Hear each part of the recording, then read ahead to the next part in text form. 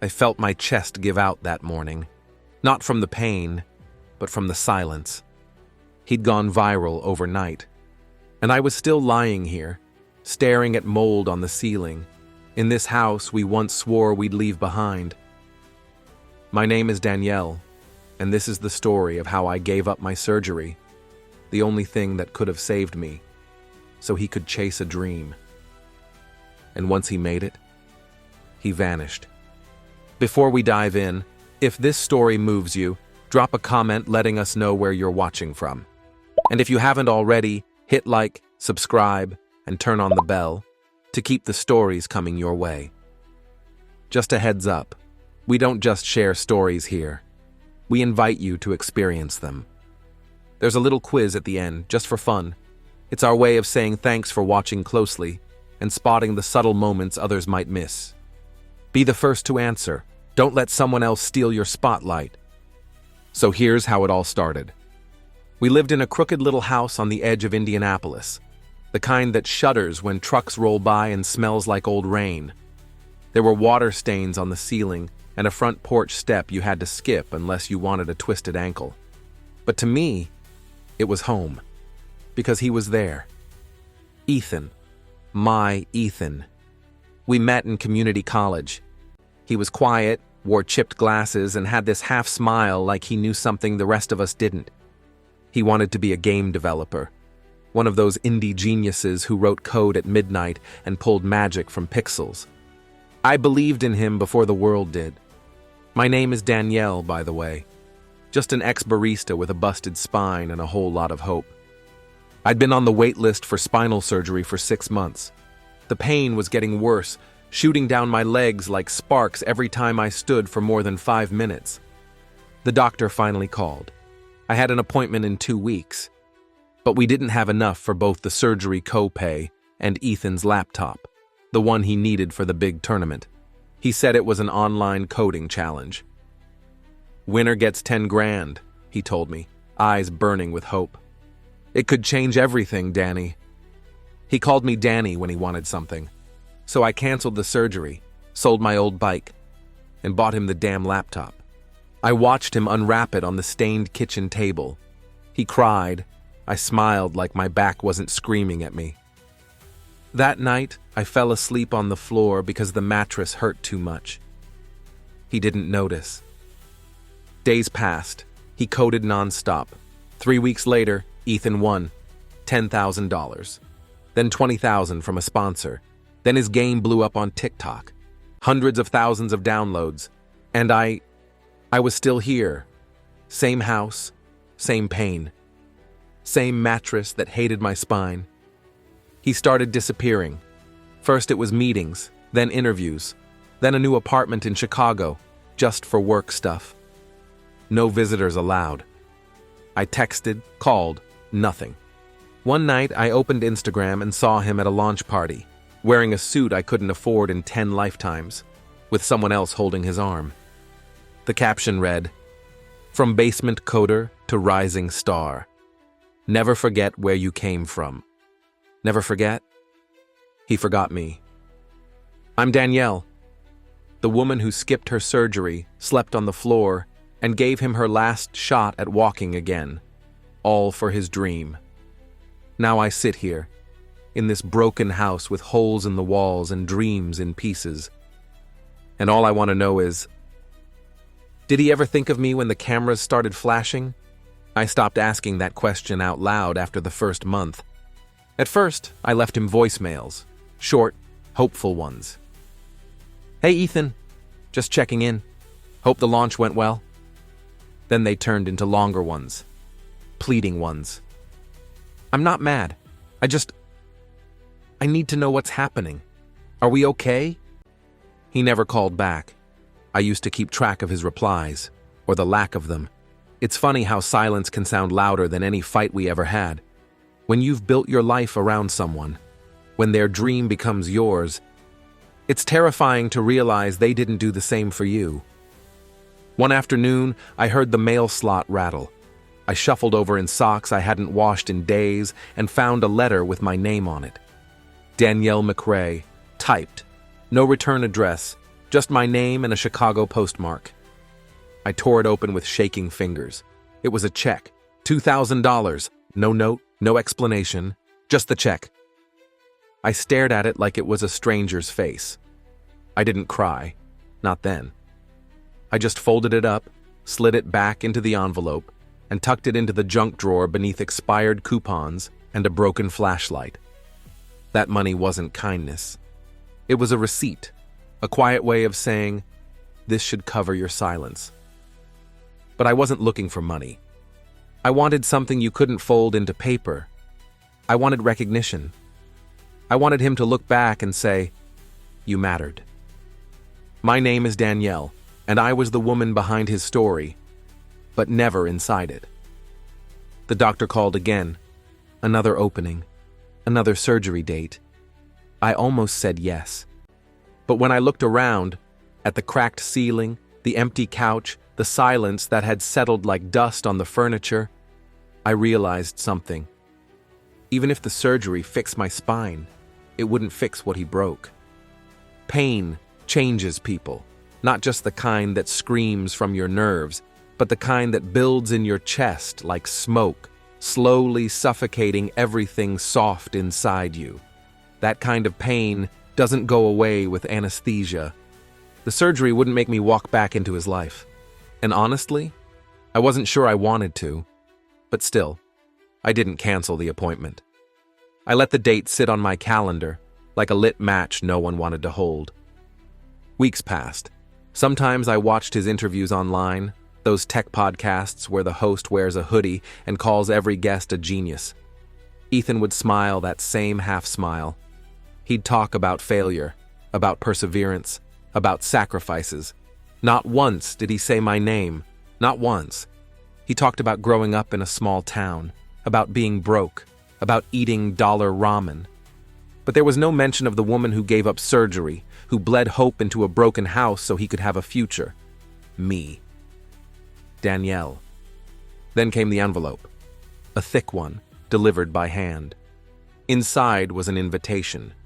Gold foil, heavy cardstock, smells like expensive kind of paper. You're invited to the Tech Hero Awards, celebrating visionaries in game design and innovation. And right there, beneath a bold font, Ethan Carter, nominee for Breakthrough Creator of the Year. There was a small handwritten note at the bottom, like an afterthought. Thought you might want to come. My hands shook. It wasn't an apology. It wasn't even an explanation. It was an invitation, a pass to see the new life I wasn't allowed to be part of. I should have ripped it. But instead, I stared at it for hours. Because part of me, the part that still slept on the left side of the bed out of habit, wanted to go. Not to clap, but to look him in the eye, to remind him what it cost. 2 nights before the event, I called a friend from community college, the only one who hadn't dropped off the map when my life started falling apart. Her name was Riley. "Are you serious?" she said. "You're actually thinking about going? I want closure." "You think he'll give you that?" I didn't answer, because deep down, I already knew the answer. Still, Riley offered to drive. She even picked out a thrift store dress for me, one with long sleeves to hide the bruises I got from bumping into furniture, and a soft neckline that made me feel, just for a second, like maybe I belonged among the glitter. The event was held in this glossy downtown hall that looked like it was carved from crystal and money. I limped in slowly, gripping the back of every chair I passed. My breath caught with every step, but I didn't stop. The room was packed, lights flashing, music humming, smiles that didn't reach people's eyes. And there he was, Ethan, in a black suit, laughing, holding a glass of champagne and talking to a woman in a silk dress who was probably 10 times more graceful than I ever was. I didn't walk up, not right away. I just watched him, and for a moment, I didn't recognize him. That scared me more than anything else, because if I couldn't recognize him, maybe he never really knew me either. I finally stepped forward. My name is Danielle, and I was shaking like a leaf in a wind tunnel, He turned, mid-laugh, and froze. "Oh my God! Danny!" I hated how fast my heart responded to that voice. He leaned in for a hug. I stepped back. "I got your invitation," I said flatly. He scratched the back of his neck. "Yeah, I thought maybe you'd want to see it. I mean, I know things got complicated." "Complicated," I repeated. He looked uncomfortable. "Listen, I've been meaning to reach out, but you didn't. I've been busy." "No," I said, louder than I meant to. "You've been rising. There's a difference." The room got quieter. He looked around nervously. "Can we talk somewhere else?" I wanted to say no, but I followed him to the hallway anyway, because closure is a siren song when you're still bleeding. We stood near the coat check, surrounded by echoes. He looked tired, but I looked wrecked. "Danielle," he said slowly, "I didn't forget what you did for me. You just erased it from every interview, every speech, every thank you list." His jaw tightened. "I didn't think you'd want to be part of it." "You didn't ask." He didn't answer. I looked down at my hands. "You know I'm still on that wait list, right? That I still sleep on the floor sometimes?" Silence. "I sent you money." "It wasn't about the money, Ethan," I snapped. "It was about being seen, about not being the ghost behind your success." He stared at the ground. "I didn't know how to come back," he whispered. "You never tried." We stood there, two people divided by choices we never talked through. And that's the part that burns the most. Not the betrayal, not even the pain, but the fact that we never even tried to find a compromise. I gave up everything, and he just walked away. Maybe we were never meant to make it work. Maybe we both wanted different futures and were too scared to say it. Or maybe he didn't think I was worth including once the lights turned on. But before I turned to leave, I looked him in the eyes and said one last thing. "You keep building your dream, Ethan. Just remember whose bones you built it on." I walked away, and for the first time in a long while, I didn't cry, but I also didn't feel free. Not yet. The night air outside the event hall hit my skin like a slap, not because it was cold, but because it felt real. Inside, everything had shimmered, crystal, marble, champagne bubbles. But out here, the city smelled like gas and regret. People passed by in clusters, some laughing, some quiet. None of them knowing that a woman had just poured years of hurt into a hallway conversation and still left thirsty for something that would never come. I sat on a bench outside the parking structure and let my spine settle. The ache had traveled from my lower back to my ribs. A dull, buzzing pain, like my bones were quietly protesting the life I'd let rot. Riley pulled up in her car 20 minutes later. She didn't ask questions. She just looked at me with that face she makes when she knows I'm barely holding it together, and quietly popped the passenger lock. The drive back was silent. The next morning, I stayed in bed for hours. My phone kept buzzing. Notifications from social media, some event recap post someone tagged me in. I hadn't even posted a picture, but someone must have recognized me from college or one of Ethan's old live streams. They dug up photos, old ones, when Ethan and I were still E&D, back when he still let me sit beside him on his coding streams and call out gameplay notes. There was one comment that got under my skin. She was always in the background. That makes sense now. Always in the background. I'd loved him from the shadows so long, maybe I forgot what light felt like. I didn't reply, but I clicked on his profile anyway. And there it was, a new post. A photo of him holding the award, captioned, "Built on faith, thankful for the journey and for those who believed in me when it mattered most." I stared at the screen for a full minute. No mention of me, no tag, no reference, not even a vague, "Thank you to those who sacrificed." Just some PR-polished fluff. And yet, it wasn't anger I felt. It was something worse, futility. Because how do you scream your worth to someone who only hears applause? The junk drawer was still half open when I passed it on the way to the kitchen. I paused, pulled it the rest of the way out. The check was still there, creased, curled slightly at the edges, the ink beginning to smudge near the signature. $2,000. It might as well have been a Band-Aid over a bullet wound.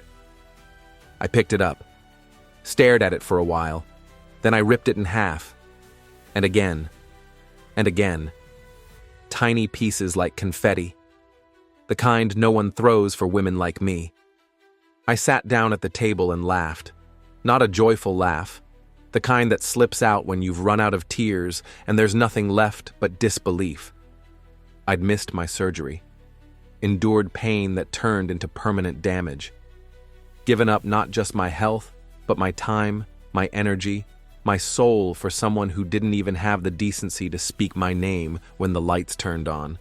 And what hurt most was how normal it felt now. Like pain was just another language I got fluent in. Weeks passed. I didn't hear from Ethan, not that I expected to. He'd done what he always did, smiled his way through the consequences, and assumed time would dissolve whatever mess he left behind. And maybe it would have, if it weren't for the letter. It arrived folded in thirds, no envelope, no return address, just one line. You gave up more than you should have. I need to explain. Please meet me. A time, a place, no signature, but I knew the handwriting. It was Ethan's. I shouldn't have gone. I know that, but I did.